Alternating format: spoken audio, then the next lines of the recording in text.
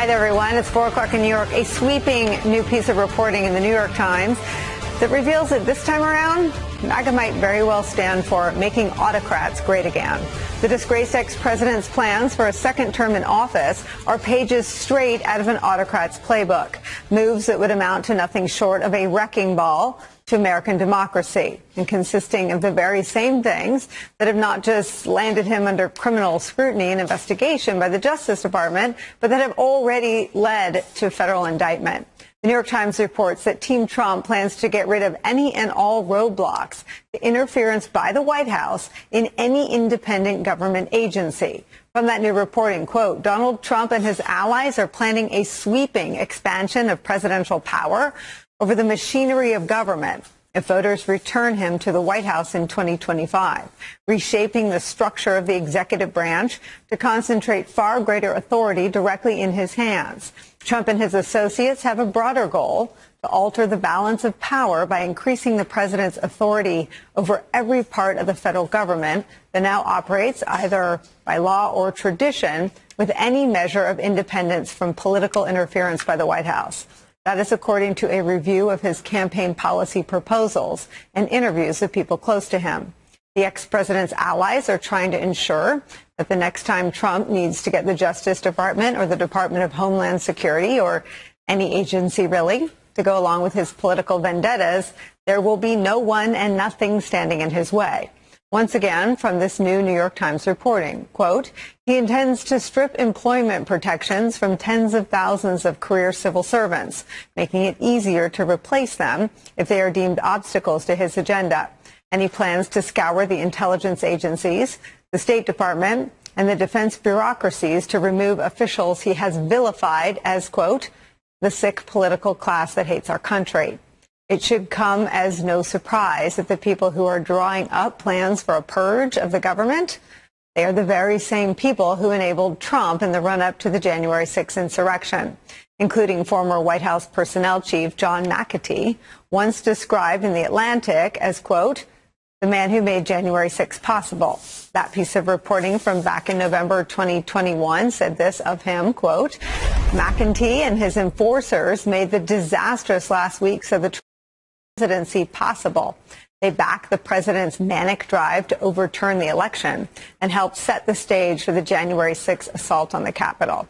Thanks to them, in the end, the elusive adults in the room, those who might have been willing to confront the president or try to control his most destructive tendencies, were either silenced or gone.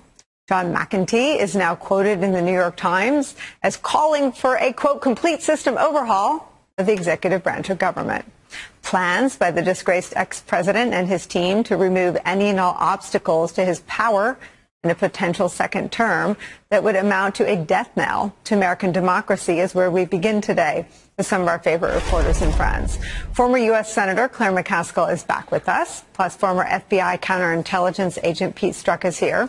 Former Deputy National Security Advisor to President Obama, Ben Rhodes, is here. And with me at the table on set, New York Times reporter Katie Benner. Claire, Ben, and Katie are MSNBC contributors.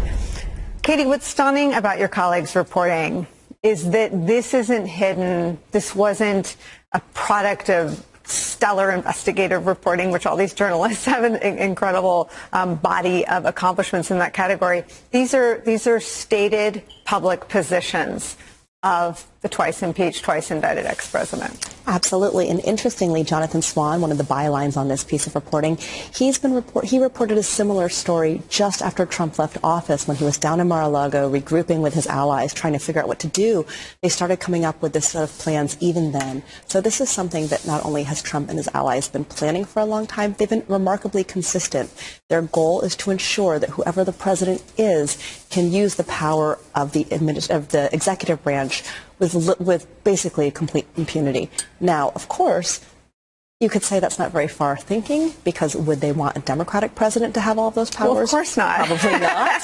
But I don't think that's their goal, and my sense is that their goal is also to not ever give power back to Democrats. This is a way to ensure that Trump and his administration continue to stay in power.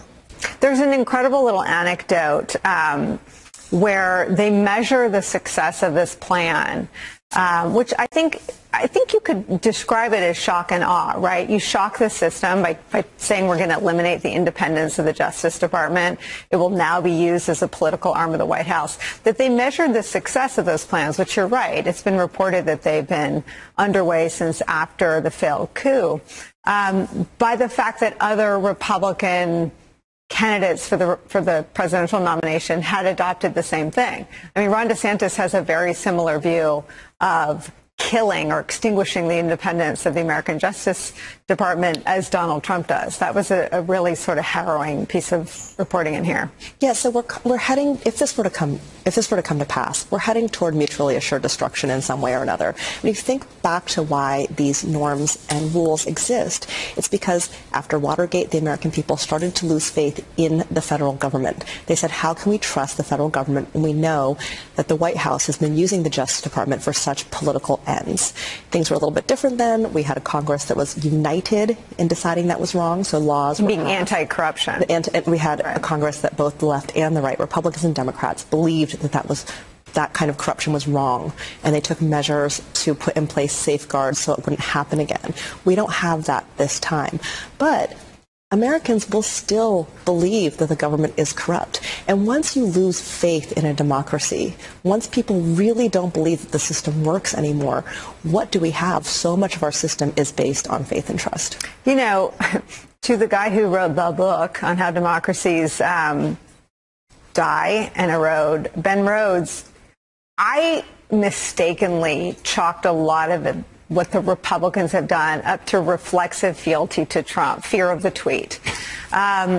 There's something somewhere more strategic than that, because this is the pathway to ending democracy. And as someone who's sort of been shouting from the rooftops for many years now, I wonder what you make of this new reporting in the New York Times. Well, I think it's entirely consistent with what we've seen happening around the world. And I think what's clear to me is that the Trump people are not only learning from his first term, where he didn't kind of put in place his most virulent autocratic henchmen until the end of the administration, but they've studied the playbook in other places. And if you look at what's been done in places like, say, Hungary, where Viktor Orban's been a model for the American right in a lot of ways, he eviscerated the independence of government. Everybody reported to him and served his agenda. That allowed for him to exert a tremendous amount of control over every aspect of Hungarian political life. That allowed for a tremendous amount of corruption, where he was enriching cronies who were then kind of financing his politics and making sure that no opposition emerged to him. And he was weaponizing the tools of the state to go after critics of him and his party. So whether they're in civil society or whether they're journalists. And that's exactly what's happening here. This is all in plain sight. And this is a playbook that has been used in many other countries. We Americans like to think that these things don't happen here. What we saw on January 6th is anything can happen here. And if he has the sanction and the validation of an election, there is absolutely no reason to think that he won't do these things here. And we've also seen Republicans use state legislatures as laboratories to test these things out and to give governors greater executive power or to take power away from Democratic governors.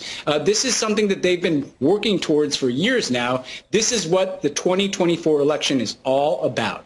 Is this the kind of single-party autocracy that we want to risk having under a Donald Trump, or do we still believe in checks and balances in the American system of democracy? And let me do something, again, I try not to do very often unless totally necessary. Let me play you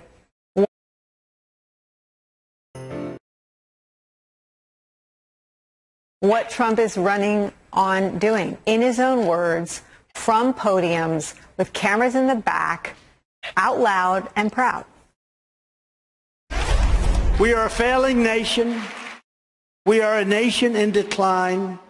And now these radical left lunatics want to interfere with our elections by using law enforcement. It's totally corrupt, and we won't let it happen. 2024 is our final battle.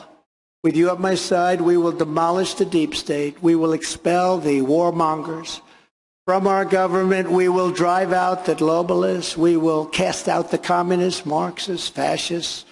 We will throw off the sick political class that hates our country. And we will rout the fake news media. We will defeat crooked Joe Biden, and we will drain the swamp once and for all. So, Ben Rhodes, I stopped being a Republican for a lot of reasons. I worked in the Republican administration. As you know what that's like. You forge real friendships in the trenches. They're the people at your wedding. They're the people there when you face a tragedy. But the reason I stopped being a Republican, first and foremost, is because people I love dearly say and do nothing when that happens. That is not even someone flirting with autocracy. That is someone deep in the tank of delusions and propaganda. And I searched high and low. I didn't find any elected Republicans in the House or the Senate rebuke those comments. And, you know, we'll see. Chris Christie is running against him. Bill Barr came out and made a star turn as a witness for the January 6th House Select Committee. But I've looked everywhere today, and I haven't found anyone rebuking what are not just lies, but dangerous lies that as Katie just said, I mean, as a journalist, you have to stay open to the possibility that this will come to pass and this plan will be put into action if he's reelected. It will be the fault of, and sort of the blood of our dead democracy will be on the hands of elected Republicans who said and did nothing. Yeah, Nicole, there's something really chilling here. Two things I'd highlight. One, that just straight up strongman, autocratic, us versus them, fascistic rhetoric, right? I mean, that you could put those words in the mouths of any number of autocrats from the 20th century or Vladimir Putin today. The dehumanization of his opponents and the intention of using government to punish his opponents, that's one big flashing light. The other is he's tied up his own personal fate with this election, right? It's all or nothing. This election may be the thing necessary to keep him out of prison, right? So this is existential for Trump, and he's making no effort to hide his fundamentally autocratic intentions. And the other thing that you see in any system of government that shifts from a democracy to an autocracy is at some point along the way, there have to be enablers. There have to be politicians or business people, people that decide, you know what, I know this is wrong, but it's easier to go along than it is to stand up to it. It's easier to kind of maybe take my little piece on the back end of the autocracy than risk everything within my political clique by standing up to it, as people like you have, Nicole. This is not about whether we have differences about the size of government or how much taxes there should be or whether this foreign policy is better than that. This is about whether we're a democracy. And he's standing up and saying, my agenda that I'm running for president to do is to dismantle American democracy and make it a tool of my personal interest to punish my enemies. That's where we're at. And anybody who doesn't see that has been willfully blind for the last 6 years and doesn't really seem to believe enough in what this country is supposed to represent to do anything about it.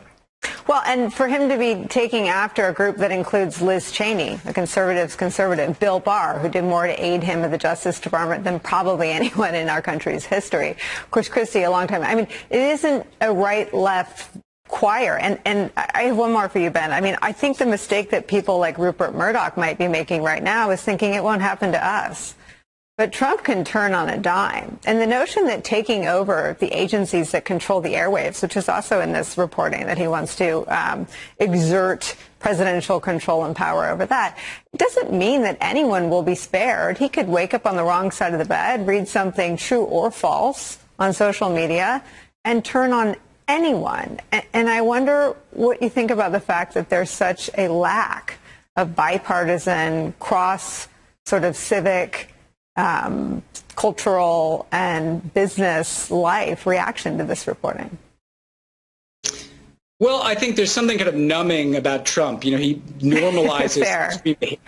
But the reality is, of course he goes after the broadcasting. Of course he's going to want to get his hands on that. I mean, Vladimir Putin, when he came to power, made some deals with some oligarchs who owned some TV stations. And within a period of years, he controlled those TV stations, and those oligarchs were in exile, right? These people think that because they are powerful, that they can manage the autocrat. And I think that is a severe mistake that people like Rupert Murdoch have made, right? He managed that situation all the way to January 6th. And that was... You might have seen videos like this before, but here's the big secret. Anyone can make one of these videos in a few minutes. That was something that people probably thought could never happen here.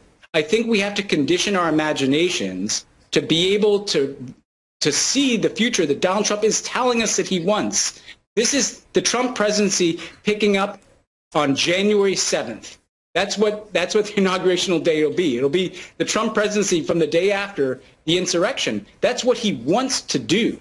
Now, I think we see a much greater awareness in this country, certainly than in 2016, and maybe even than in 2020. And Americans have stood up across ideological spectrum in the last 3 national elections, and in one form or another rejected this kind of extremism. This is really the final play, because this is the last turn of the crank for Donald Trump. And I think we need more people to step forward who haven't yet, or else it's going to be way too close for comfort heading into the election. So, Pete Strzok, you've been on the other side of these efforts of Donald Trump's to politicize his Department of Justice. Here's some of the people that he wanted to do his bidding there, describing exactly what he wanted his Department of Justice to do. My recollection is the president said something like, well, we could get to the bottom. Some people say we could get to the bottom of this if the department sees the machines. It was a typical way of raising a point. And I said, absolutely not. There's no probable cause, and I'm not going to seize any machines. Let's take a look at another one of your notes. You also noted that Mr. Rosen said to Mr. Trump, quote, DOJ can't and won't snap its fingers and change the outcome of the election. How did the president respond to that, sir? He responded very quickly and said, essentially, that's not what I'm asking you to do. What I'm just asking you to do is just say it was corrupt and leave the rest to me and the Republican congressman. And since DHS had been mentioned, the president yelled out to his secretary, get Ken Cuccinelli on the phone. And she did in very short order. Mr. Cuccinelli was on the phone. He was the number 2 at DHS at the time. I was on the speakerphone, and the president essentially said, Ken, I'm sitting here with the acting attorney general. He just told me it's your job to seize machines, and you're not doing your job. And Mr. Cuccinelli responded. So, Pete Strzok, in this plan that's on paper and is animating presidential stump speeches, there would be no Mr. Barr, whatever we think of him. There would be no Mr. Donahue. There would be no resistance to seizing the voting machines. And I wonder what you think needs to happen to make sure people understand what that means. Well, Nicole, it's pretty tough because I think the tendency is that we look at the last Trump administration and say, well, democracy survived. But what I think a lot of people forget is democracy was on the emergency room table with no heartbeat, bleeding out from multiple wounds. And now we look and we say, okay, well, everybody's up and recovering and walking around. But the fact of the matter is, what we are facing, I don't think a lot of people understand just how horrible it can be. Like, look, I remember interviewing Mike Flynn in the West Wing just weeks after the inauguration.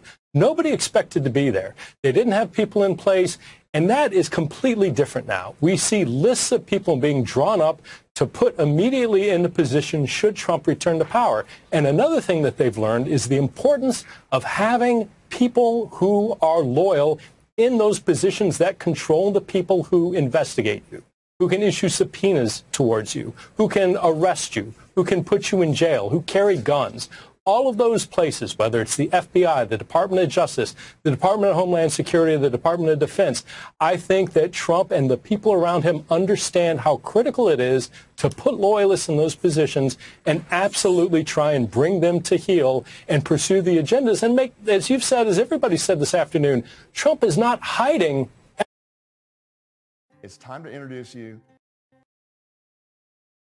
at all what he plans to do. He plans to investigate Joe Biden. He plans to investigate his enemies. He plans to fire his enemies. It's all there in black and white, and it's coming if he's reelected. All right, we need to get clear in on this. We have much more to delve into in what Pete's describing, what's on paper, what we can analyze as basically campaign position papers that happen to be, as we said, torn from the pages of an autocrat's playbook. Much more on all this new reporting, including, we'll pick up on Pete's point about what it would take to hire the staff that would do all these things in a very authoritarian second term, the litmus test that would prove disqualifying in the next administration. We'll talk about what that is. Plus, as the last year has shown, abortion is bringing people out to vote against Republicans, which is why Republicans in Ohio are pulling out every last trick in their bag of tricks to make it harder for those votes to count. Democrats are fighting back with a very provocative new ad campaign telling Republicans out of the bedroom. We'll show it to you coming up in the show. Later in the broadcast, we'll look to a big day Tomorrow in the classified documents case, the judge will consider how material gets handled and when this all might really start. All those stories and more when Deadline White House continues after a quick break. Don't go anywhere today. We are back with Claire McCaskill, Pete Strzok, Ben Rhodes, and Katie Benner. Claire McCaskill, to everything that's been mentioned and all this new reporting, I'm dying to hear your thoughts. Well, I think people need to remember how all of these checks and balances came about. First, it was our founding fathers and the way they wrote the Constitution. You know, most democracies, whatever party controls the legislative branch also controls the executive branch, but not in America. They wanted there to be this division of power. They wanted there to be compromise. They wanted there to be no one who had the ability to put their finger on the scale. And that's what they're really trying to destroy here in a way that's very un-American. The other thing I think we have to remember is the issue of corruption. When he says he wants to do away with civil service protections, what he's really saying is he wants to put people with not great integrity or character in charge of all these agencies because they're in on his plan. And then he wants them to populate these agencies with loyalists. That is the old school way that was full of corruption. And that's why the civil service was born, so we could get out of the situation where people were paying money to people who were running for office in order to make sure they got a job. And then they were expected to continue to support the person who gave them that job. And many of them never even showed up for work because they were there because of who they supported, not because of their ability or their intellect or their experience. And the third thing I think is important to remember is how chaotic this would be. This is, as Kelly said in the New York Times article, this would be 4 years of chaos and warfare between the courts, Congress, and the executive branch. This would not go down easily. This would be a full-bore fight. And I think you'd see the kind of people in the streets that you're seeing in Israel right now when you have that coalition over there trying to defang the judiciary's power. Well, I mean, I think, Claire, what the reporting proves is that we'd be lucky if it was 4 years. I mean, he wants to seize every lever, which does not preclude canceling elections. I mean, the reporting suggests, and I want to read more of it to you, Claire. This is from The Economist. The meticulous, ruthless preparations for a second Trump term. What would prove disqualifying? Quote, if you kind of have shown yourself to have fought against the Trump administration, or there are issues where you've actually been counter to it. That's according to Paul Dans, director of the 2025 Presidential Transition Project of the Heritage Foundation. Quote, you know where people stand by where they sit, so to speak. Their postings in social media. Their allegiances over time can give people a pretty good picture. Blaming Trump for the ransacking of the Capitol in 2021 or supporting his impeachment in the days that followed, for example, would be enough to keep someone off the list. Now, Trump takes credit for what happened at the Capitol. He says, quote, I love you. So which people would be disqualified? Everybody but the insurrectionists and the Insurrection Caucus in Congress? Everyone would be disqualified if they didn't pledge that Donald Trump should be in power of everything in America. And it is very, very scary. And this is very serious. And you are right, Nicole, to continue to bang the drum about why aren't the Republicans rising up in horror? Why aren't business leaders rising up in horror? Who is funding the Heritage Foundation? I am so old. I remember when the Heritage Foundation was about supporting the Constitution and conservative principles. This is anything but supporting the Constitution and conservative principles. This is crazy town. The Heritage Foundation is now fully embracing crazy town. And anybody who works there, who has any ounce of integrity or character or intellect, should speak up now, and anybody who's funding that organization should pull their funding immediately. I mean, where are we, Katie Benner, in understanding where Republicans stand? I mean, I think you did the first and definitive body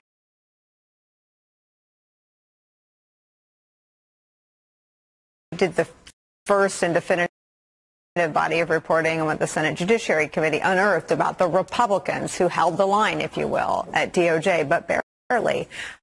This reporting would annihilate their ability to even do that. What have you heard in terms of pushback? Well, so what's interesting is it will be, again, Republicans who prevent this from happening because, say, Trump is elected, all of the people he would like to appoint need to be confirmed by the Senate. So if you imagine a world where Trump is the president, it totally changes that. And we have a split Senate, and Republicans are in control because it's 50-50, which is not out of the question, or Republicans would control it outright with 51 seats or more. But even if it's a 50-50 split, it is then again up to Republicans to stop this plan, because what Donald Trump would want and need to do is he would need to nominate people are really in many ways just not qualified for their jobs. Johnny McEntee, who we've discussed before, he was the head of personnel. He wasn't somebody with long years and decades of experience. He was very young. Didn't he have vetting issues himself? Vetting issues himself. And there have been people, even if you look at Jeff Sessions, who was the first attorney general under Trump, people were willing to support Jeff Sessions because he came out of the Senate. You didn't have to like his politics. You didn't have to agree with him on things like race, on things like policing, on things like civil rights. But there was a belief amongst his peers that he would defend and uphold and protect the Constitution, which in key ways he did, including allowing the special counsel to go forward. Now, you have to imagine Trump will not be nominating people even of that caliber.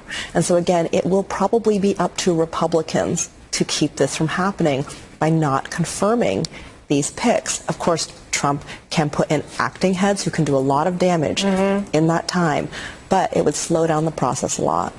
I mean, Pete, I feel like the January 6th Select Committee gave us a real window into just how hairy things were with all of the acting folks that Trump handpicked for the final days of the Trump administration.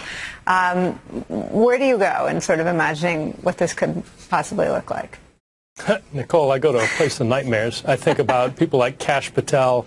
I think about Grinnell and Rick Grinnell and the rest. I look at the people who he would install, and I agree with Katie. He could put in any number of acting folks.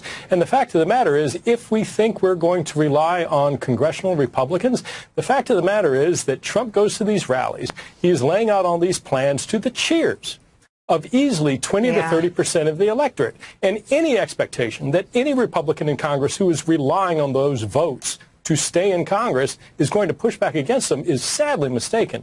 So I have no expectation that there is going to be anybody qualified. There are not going to be the sort of Rex Tillersons and General Kellys and, Kirsten Nielsen's who tried, the McGahns of the world who tried to keep a left and right sort of limit on Trump. They're not going to be around the next time.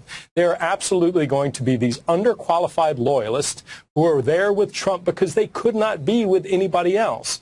And they are going to be doing what Trump wants, and there's not going to be a lot keeping them from doing that, short of, I think, an abundance of lawsuits. I would expect that our judicial system is going to grind to a halt as various policies, whether they're personnel policies or, any sort of regulatory policies are attempted to be rolled out. But I just see a nightmare, or a series of nightmares. I think we have to put a pin in this and come back with a solution, because I hear liquor cabinets opening up all across our viewing audience. And I think what you've all left me with is that a political solution, a message to the country that it's the democracy, Sully, or, whatever the political message is, so that people really understand what's on the line. Because this is not hidden. This is not stuff he's talking about in the back of a plane that a reporter overheard. I mean, this is stuff that's coming out of his mouth at rallies. The maniacal people that work for him are putting these things on paper. And this is the plan. Pete Strzok and Ben Rhodes, thank you so much for starting us off on an admittedly grim topic. Claire sticks around with us for the hour. Katie comes back in the next hour when we come back with such equal parts raunchy and profound. Today, an instant finalist for the Political Ad Hall of Fame. It is from a liberal PAC called Progress Action Fund, and they want people in Ohio to vote against what is called State Issue 1. Now, State Issue 1 would require any proposed amendment to the Constitution of the state of Ohio to receive the approval of at least 60% of eligible voters voting on the proposed amendment. Advocates for reproductive rights insist it is a way to circumvent basic democracy, basic majority rule, in order to prevent the legalization of abortion health care ahead of a referendum asking that question in November. Now, before we play the ad, which, as I said, a little raunchy, and we understand is running on connected TV's online platforms and streaming services in Ohio. A little heads up, primary reason the ad is so effective is its PG-13 rating. It's a little risque, so if there are any little ones in the room, you may want to tell them to go get you a Diet Coke. But keep in mind, the whole point is to get all of us to pay attention. It got my attention. You can judge for yourself. Now, good luck getting that ad out of your head. Ohioans vote on August 8th. Let's bring Democratic strategist and director of the public policy program at Hunter College, Basil Smikle. Claire is with us as well. You know, Claire, Oz lost because he said it. And I'm actually surprised that it took this long to put what Oz said into an ad. When he said, so when you're in the doctor's office, it'll be you, your doctor, and a Republican elected official. That's what that would look like. Exactly. And the Republicans in Ohio are being incredibly hypocritical.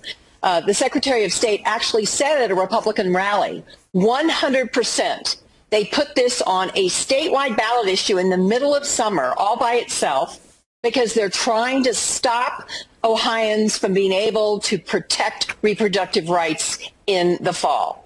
This is all about stopping the majority of Ohio having their say. And the last poll in Ohio said that 59% of Ohio wanted there to be less restrictions on abortion. And that's really what this is all about. It is about the government in your bedroom. It is about the government taking away your freedom. And it's pretty outrageous. The ad is terrific, by the way. People will not forget it after they see it. What I like about the ad is that, and I'm guilty of this too, we can cover abortion as a woman's problem. But the reason it's such a potent political issue is because men are for access to legal abortion as well. The reason the red tide didn't come to pass is because as powerful as women are in American politics, men are also voting against the extreme bans and the extreme pro-life candidates. And I like that this ad puts the man back in the conversation. Yeah, it does. And to Claire's point, it's jarring because you don't know what you're watching at first. You do not. And you're like, oh, okay, let me sit through this for a minute and see what's going on. And as it plays out, you see it getting creepier and creepier. The individual, the language down to the red tie. Well, he looks like a Republican. Down to the red tie, saying, I am in your bedroom and now I'm making policy for you. And to your point, as you bring in the men in this conversation, it's like, yeah, we can always, in some ways, you can't marginalize it. You can't project outward and say, this is really not my issue. I'm going to be an ally. Like what the ad is saying is that, no, not only am I an ally as a man, but I'm actually part of this conversation too, to an extent. And I need to be able to go out and support myself, but also the women in my life on these issues. Incredibly important. I would also say that as far as the ballot measure goes, you know, there are similar measures in Arizona, Pennsylvania, Iowa, South Dakota, and I like this. Not the fact that we have to fight for this issue, but I like the fact that, you know, where California would put almost everything on their ballot. There are other states that didn't have as much activity, ballot activity, and now it's a mobilizing issue because you're getting people out to go vote on these ballot initiatives. It has impacts for running, if you're running for governor, running for state ledge, you can actually raise money off of this issue. And so for Democratic governors, Democratic state legislators, this is a really important time to mobilize your base and be able to raise money off of this and get people out.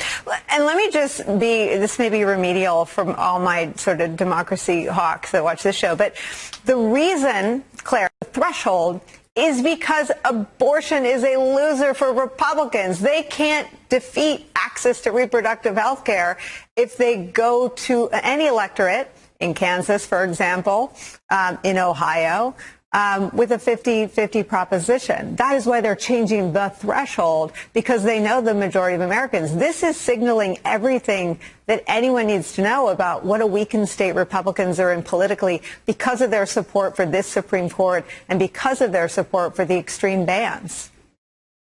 Yeah, they are putting up a flashy neon sign that says, we know we don't represent the majority. We know we are out of step with most people in our state.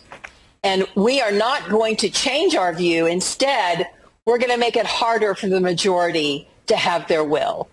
And that is really, really, just like our last segment, very un-American and very autocratic. And it is awful they're trying to do this. Now, hopefully, like Basil said, it will be a motivator. You know, keep in mind, this provision has been in the law in Ohio since 1912. And had the 60% threshold been in place, there is one ballot issue that I think is notable that wouldn't have passed. And that was allowing black men and women to serve in the National Guard in Ohio because it didn't get 60%. Minimum wage would not have passed in Ohio because it didn't get 60%. Those are the kinds of majority issues that would be denied by these Republicans trying to pull a fast one and deny the majority their say in November. And this is very important, as Basil said, tremendously important for Sherrod Brown and for the control of the Senate. All of this comes into play together, whether or not Mitch McConnell is running the show or whether the Democrats maintain control of the Senate. Ohio is ground zero. We'll stay on it ahead of that vote. Up next for us, new and politically ominous signs for the struggling Ron DeSantis campaign. We'll have that conversation next. There are some new political warning signs less than 2 months into Ron DeSantis' struggling and ailing presidential campaign effort. They amount to a reality check for the Florida governor, who's largely blamed us, the media, and everyone else for his plunging popularity. First, the latest filings suggest that financial solvency is actually a major threat to Ron DeSantis, or DeSantis, whatever we're going with, because it's Monday. NBC News has learned that during just the first 6 weeks, DeSantis tapped out top donors, burning through $7.9 million, and he's still struggling to maintain a decent base of small dollar donors. There's also the news that DeSantis has just fired roughly a dozen staffers, and even more dismissals and firings are expected in the coming weeks. It is being spun as a cost-cutting measure, according to a source familiar with the firings. One DeSantis donor telling NBC News this, quote, DeSantis stock isn't rising. 20% is not what people signed up for. We're back with Basil Smikle and Claire McCaskill. I mean, couldn't happen to a better autocratic way. Yeah, burning through cash and staff this early is a terrible, terrible sign. And just, you know, from a messaging standpoint, he did what you're not supposed to have happen so early. He let Donald Trump define him. He let Donald Trump define him. And he hasn't been able to sort of spiral out of that to chart a very proactive and determined course against him. He also doesn't really go after Donald Trump the way you would want somebody to go after Donald Trump, in the way that Chris Christie is doing that now. Chris Christie hasn't done very well in fundraising, but at least...